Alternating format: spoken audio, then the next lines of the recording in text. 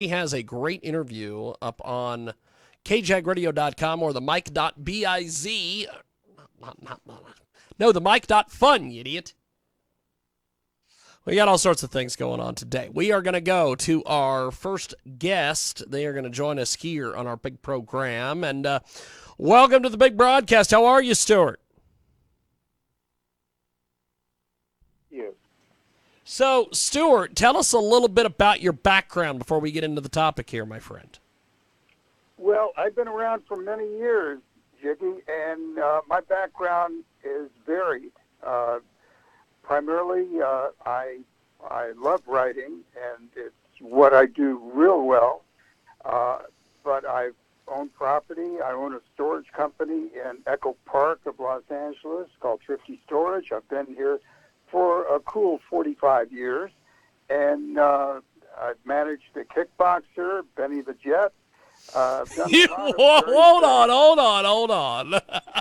What's that? Oh, my Lord.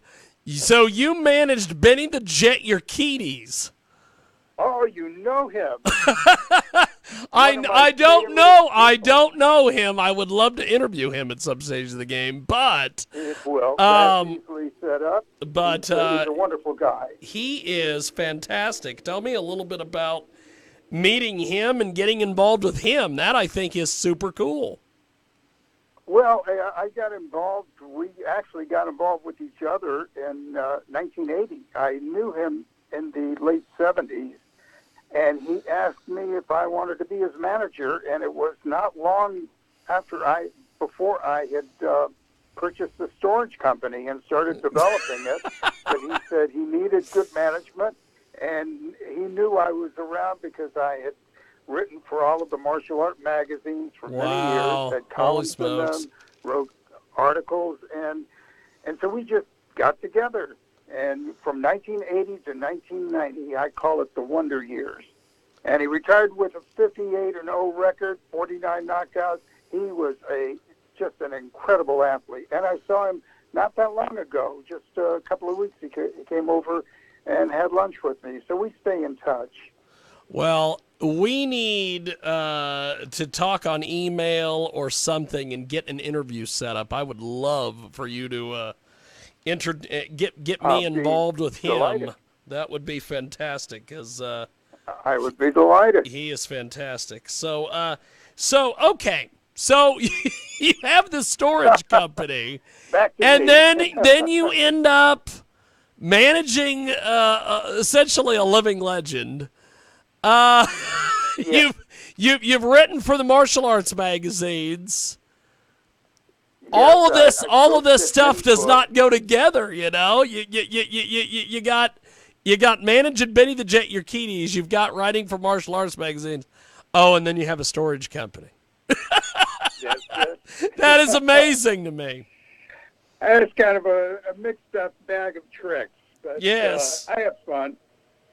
I have a great crew here, so I'm able to do everything my heart's desires. So it works out great. Well, that is fantastic. So Stuart, you have obviously had a hell of a run, a hell of a career here. And it's not over. It's not over. No. No. Not. Hey, when the fat lady sings, I'm checking out. Okay. That is awesome. So if I see her in the horizon, I'm going to duck. So, tell me a little bit about this book, Queen Bee and the Killing of Bugsy Siegel. Well, I tell you, Jiggy, this started in 1992. Yes. I went to school with Dee Sedway's son, Robbie, in 52. And we were both still in single digits, going to Hawthorne School in Beverly Hills. I just moved here from Jacksonville, Florida. I was green off the vine. And Robbie was a great guy. We were best of friends throughout grammar school and junior high. And, you know, when you go to high school, you kind of part your ways. But we always stayed friendly. And we had a lot of experiences together. He was just a wonderful guy. And and then we lost track of each other. Well, about 30 years ago in 1992, we happened to have breakfast together, and he knew I was writing, and he said, "Would you like to hear a real old Las Vegas story?" I said, "I'd love to." And he said, "You want to know who killed Bugsy Siegel?" And I Wow. said, "Sure." And he told me, and this is someone that I knew, I grew up with. It was his it was his mother's boyfriend, bodyguard, and eventually husband, and Robbie's stepfather, who killed Bugsy Siegel, and B. Sedway planned it out, the killing of their best friends to save the life of Mo Sedway. So it is Wow. quite complicated, but I know the path. I can guide you through that path. And Robbie and I were going to do a project, and I was going to write a magazine article based on this story, and it was just too vast. It was too, and it would not fit comfortably in a magazine article, even a serialized article. So we talked about it, and we wanted to do a magazine article because a lot of films are made that way. Yes. Producers see it, like Boardwalk Empire, for example. Yes. And then, sadly, I'll back up. B. Sedway dies in 1999. His brother Dick dies. His older brother Dick dies a couple of years later, and Robbie passes away in 2014. Holy of throat smokes. cancer. It was terrible. And here I am, armed with all these notes, all the interviews, everything I've been doing, and I said, well, I've got to bite the bullet, because I did not want to hire anyone to write this for me. They couldn't do it. They didn't have the insight I had, and they would never, ever write it the way I saw it. So I said, okay, let's do it. So I started writing, and I would write 5 to 6 days a week, 4 to 5 hours a day for over 3 years. And when I was through, I went, ta-da, it's over. And then the real work began, because I sent it to my editor. She went through it once, made corrections. I made those corrections and sent it back to her, and then just kind of filled in some spaces that I saw. And now it's complete, and it is 100,000 words, and it encompasses all of the organized crime from the beginning, which is like 1919, just pre-Prohibition, all the way through the mid-50s, which is the lessening of the influence of the mob in Las Vegas. So it covers all that. I just couldn't tell a story without including everything. So there are no questions. When you get through reading this, there will be no questions left unanswered. I tried to cover everything that anybody could ever think of. And I think I did. And very few people have seen it. You can't just send out a 100,000-word manuscript and expect people to see, to read, to go through it. It's not a magazine article. It takes a commitment to read. But I think it's a fun read, and it's a quick read. There's no fluff. It's tight, it's right, and I think quite enjoyable, and will fill in many, many blanks of what happened with Bugsy Siegel. That's amazing. So, Stuart, what has been the reaction that you have gotten from folks that have read the book, or people that have heard about the book? Well, let me tell you. First of all, I wanted to see if there was still interest in Bugsy Siegel. So on the 70th anniversary, which was 2017 of his killing, I hired a good friend of mine in Las Vegas, Bruce Marin, and I said, Bruce, yes, I know Bruce. I said, I want you to get me all of the interviews you can for 2 days. I want to come in on the day of June 20th, the killing, and the day after. I'll do all the interviews you can do, and after that, there's no more. So he loaded me up. He called me back. He said, "No one's saying no. Everybody." No one's saying no. And so we did TV with Fox News, and also I was looking forward to doing a second round with Steve Shore, and I understand he passed away. And Yeah. Unfortunately, he was a very nice man. We did that interview at the Liberace Museum. That's And awesome. then, That's fantastic. and then several other interviews, and Bruce says, "Hey, wait, there's more." I said, "I'll talk to you in 3 years, because right now I have nothing to sell. So I'm back. I have something to sell." That's so awesome. That's where we're at. That's awesome. Well, hey, I'll tell you, I have, and this is the craziest deal. I always have breakfast at some stage of the game with Bruce when I am in Vegas in January, because we go out and cover the Adult Video News Awards, commonly referred to as the Porn Awards. And I've always got a party with porn stars every year, and so I always have got to see Brucey as well. So if you are in Vegas or in that area middle of January or so next year, I would love to do a video interview with you about this book and everything. That would be tremendous. Sure, I would love to. So Stuart, what has been, I guess, some of the different reviews or criticism or feedback that you've received on the book? Because I know that something like this, I'm sure you've probably gotten good and bad and in between. I've gotten 0 negative. That's awesome. That's fantastic. 0. And very few people have seen this. I sent this to a friend of mine, a retired judge in Texas, Judge Roy Kervin, and I wanted him to read this. He was one of the 2 people I've sent the entire manuscript to. I wanted him to read this and see if there was any indication on his part why this case should not be closed, because it's still an open case. And he wrote back, and he allowed me to use his review.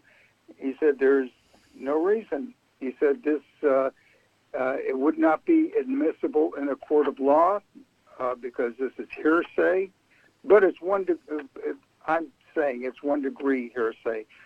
Generally, when you see a book on Who Killed Bugsy Siegel, it's 2 to 3 degrees of separation. Yes. A friend of a friend, or a friend of my uncle's. Oh, yeah. This is direct from the lady who planned it. And nobody would be able to plan it like B. Sedway, because she knew Ben Siegel so well. They were so close that Siegel was the best man at their wedding, her than most, and the godfather to her firstborn son, Dick, who she called Dickie. My friend was Robbie, so she liked the IE at the end.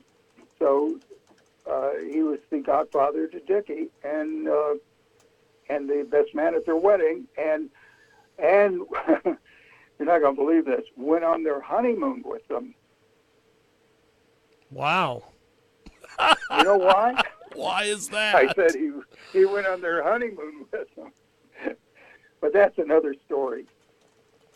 Well, but, I just am amazed that that this book is out there, and you've been putting a lot of time and effort into the book.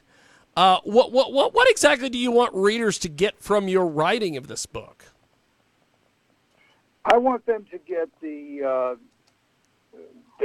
what they will get is the tempo of the time, what Beverly Hills was like during that era. Because I am blessed with a photographic memory. I remember everything. I mean, I don't forget anything. I remember Robbie's number when we were kids. I know exactly where he lived. I remember the layout of the house. I remember everything, and I remember everything about Beverly Hills. When I moved here, the red car was still running along Santa Monica Boulevard. And so I bring the aura, the tempo of the city. There were no freeways. Everything was surface streets, and it was just a whole different time. When I grew up here, in retrospect, I call it happy days, because it was. I just didn't realize it at the time, but it was happy days, and it was a quiet time. And so I bring that out. I bring out the fact that the killer would never be caught because they had no forensic evidence in those days. There was no surveillance cameras. Today, it could never have happened. And they never wanted to commit the perfect crime. It wasn't like Leopold and Loeb, where they felt they had such high intelligence they could commit the perfect crime and nobody would find out. This was not the case. They just didn't want to get caught, and they never were. This is just amazing. We have got a great guest with us today. Stuart Sobel joins us here on our broadcast. Queen Bee and the Killing of Bugsy Siegel is the latest from him, and he has been all over the place talking to all sorts of different people about this incredible book. And this... Well, I must tell you something, Jiggy. Yes, go ahead, my friend. It is not a book yet. I am so confident. It's like Las Vegas. I'm putting all my money at the center of the table with the hand that I've got, because I have no agent. I have no publisher. This just started last week, and the reaction has been phenomenal. So if anyone wants to find out about the book, you're welcome to at queenbeeandbugsy.com. I have a new website up, and it's being added to as we speak. It's a work in progress. Well, Stuart, I would love to have you on with one of our our co-hosts, I guess you would say, one of our regular co-hosts. Sure. I would love to have you do Skype video with us at some point. And I would love to. And have you on with John O'Connor, because I think you guys could have a hell of a conversation just about this book alone.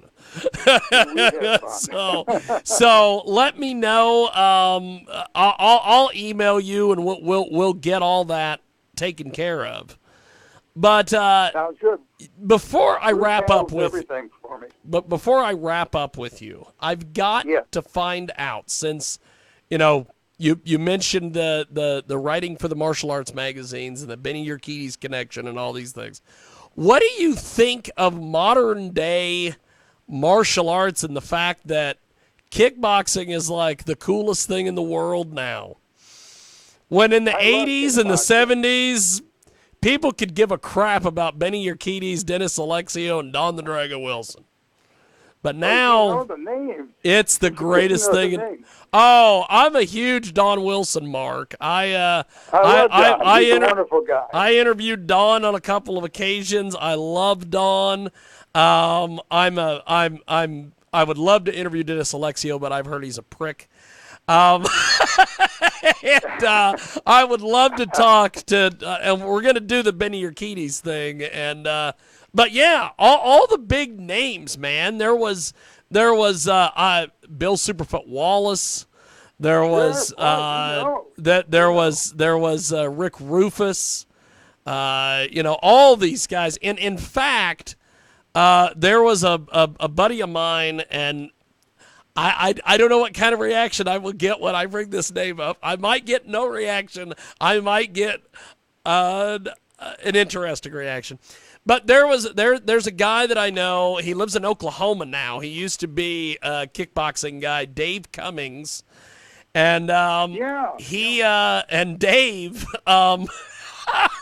he had Rick Rufus sleep on his couch for a little bit back in the day. Right? And Rick called Benny and asked if he could use his handle. So it's Rick the Jet Rufus. Yes, indeed. I remember meeting Rick Rufus with Benny when Rick was 14 years old. Wow. And we were in Chicago, because Benny and I traveled almost every weekend. And we Yes. would travel to the Orient, Japan at least 3 times a year, to Hong Kong a couple of times a year. We did a European tour. We went Amazing. to South America. We went all over. And he told me when we started, he says, you're going to see the world through an athlete's eyes. And he was right. And he's just a marvelous guy. He's one in a million. I remember way back in the day my first experience with kickboxing, as far as being a mark, being a fan, was watching the lead up on a pay-per-view provider. It was a lead up to Rick Rufus versus, and I know I'm going to butcher this name, he was a Canadian guy, Jean-Vives Thalt, I think was his name. Yeah, and they were pitching it as a big the Super Bowl of kickboxing is what it was. That's right. That's right.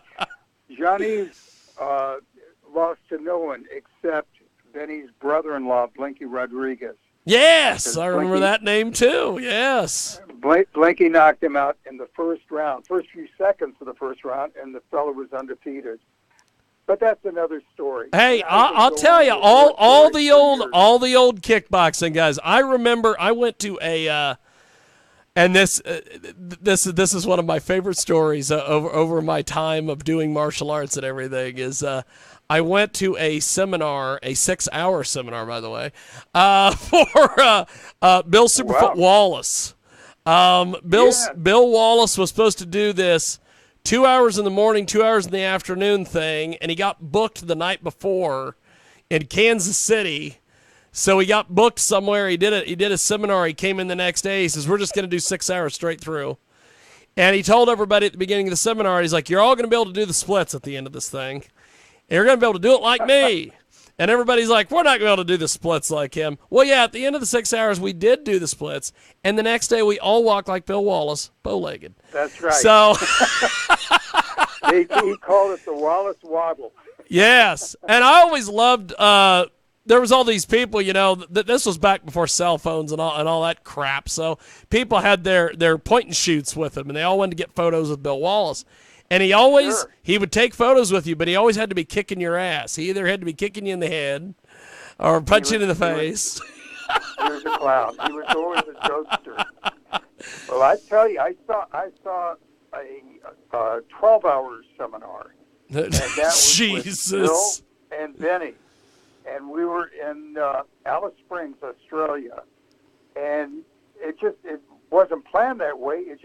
They were doing like a tag team match, 3 hours each, and then the other would come up. Just broke for lunch. It was incredible. People were begging for it to stop. So, what did you think, Stuart, when in 1993 they did this thing called the Ultimate Fighting Championship?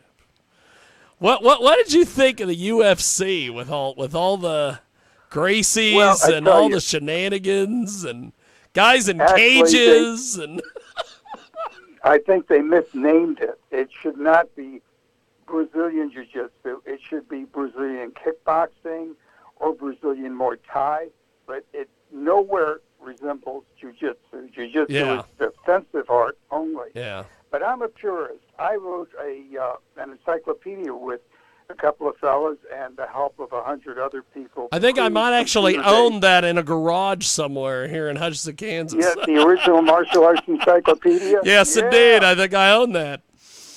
We did this book. It was 2,500 manuscript pages, and we did it all through the mail, through people writing for us, and there was no computer, there was no fax, there was no scanning. It was all just a selectric typewriter and me.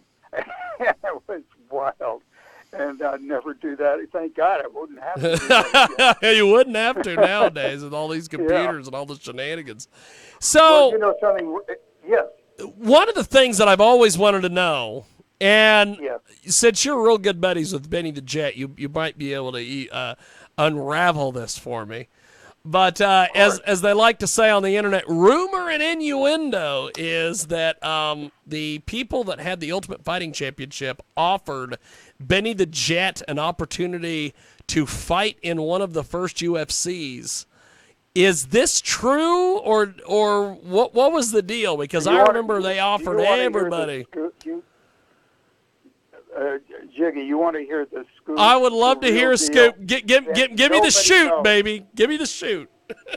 Okay. The Gracie boys came over to Benny's gym, Jet Center. Horion and Hoyce. Yes, Hoyce and Horion. Yeah. They came over and said, we'd like to host a smoker. You know what a smoker is? Yes, I actually.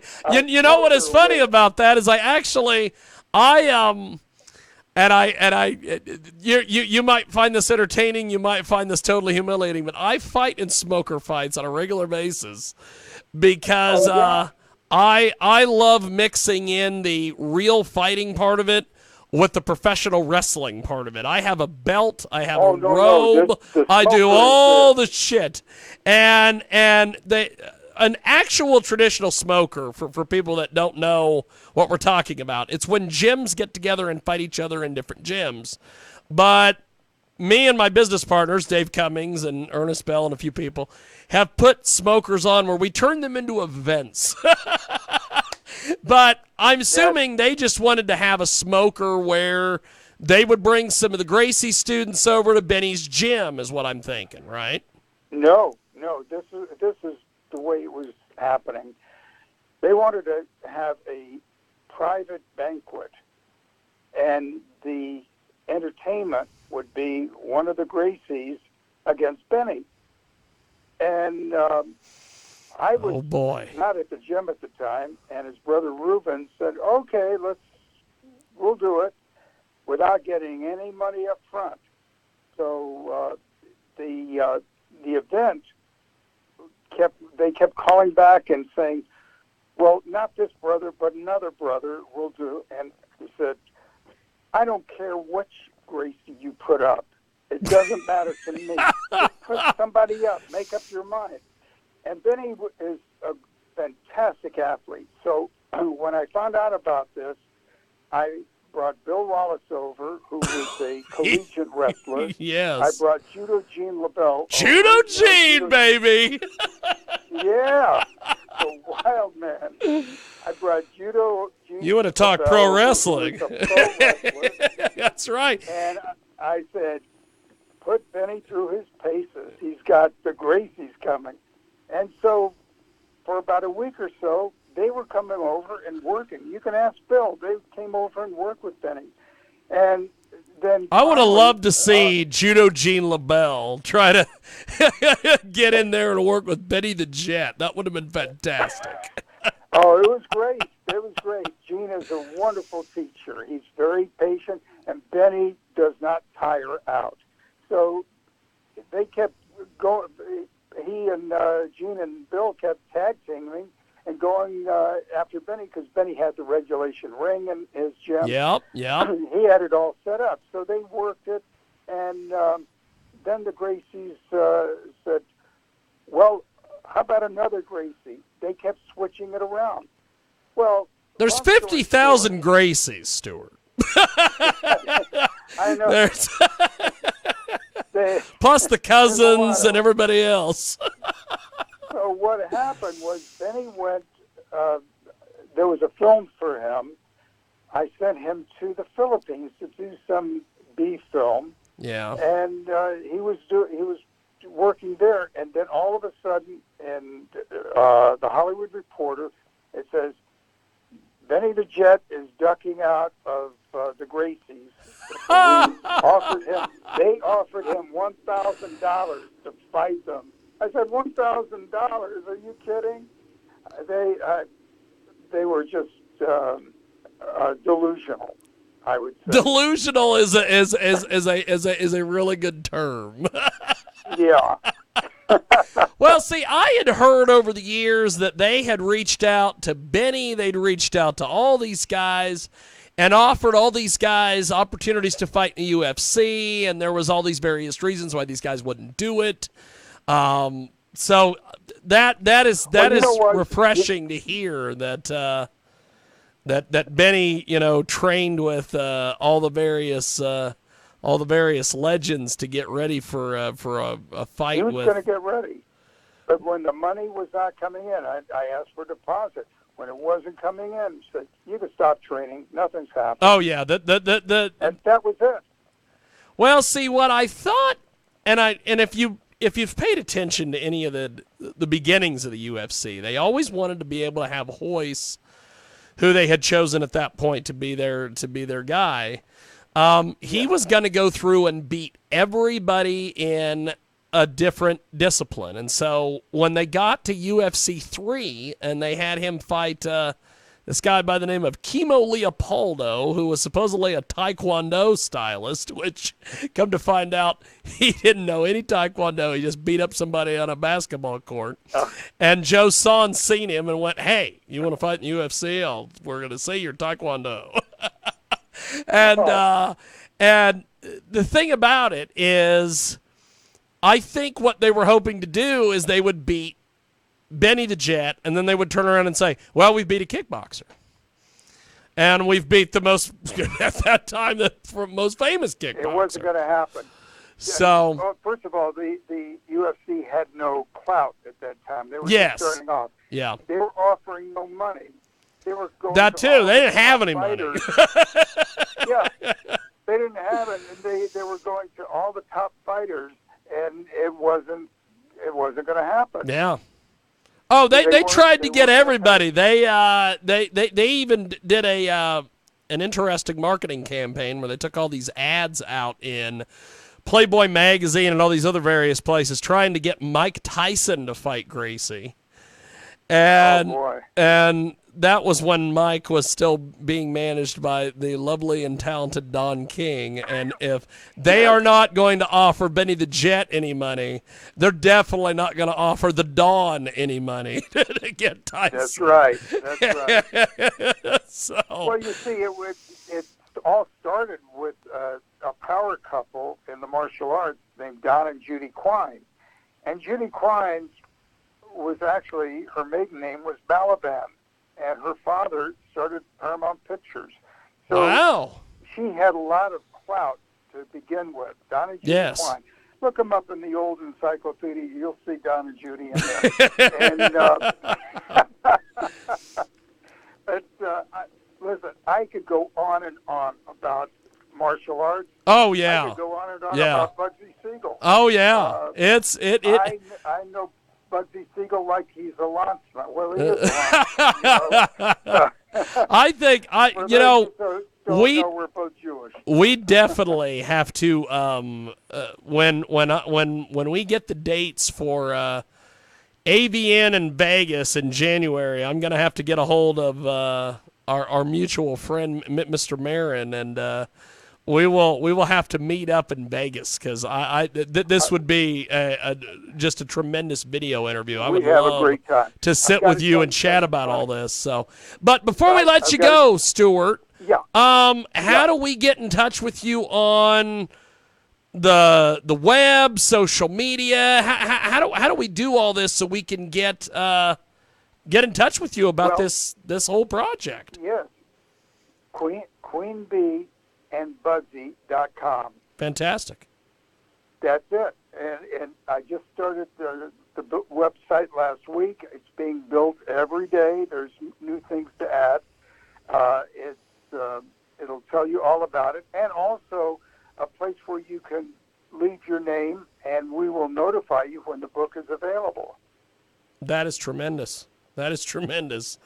Well, I will be in touch with you on email because I definitely want to have you back on.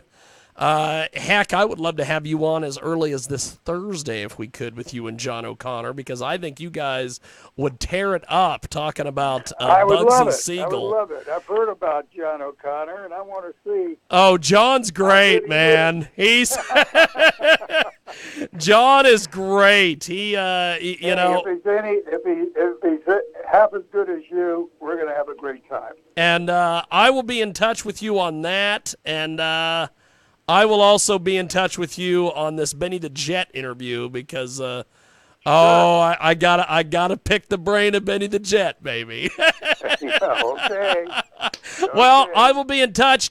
Stuart, have yourself a wonderful, wonderful day, my friend. It's been an honor and a privilege. Thanks for doing this today. I enjoyed it immensely. Thank you for having me on. Definitely. We'll talk to you soon, Stuart. Have yourself a wonderful day, my friend. You got it. You. There he goes, Stuart Sobel. And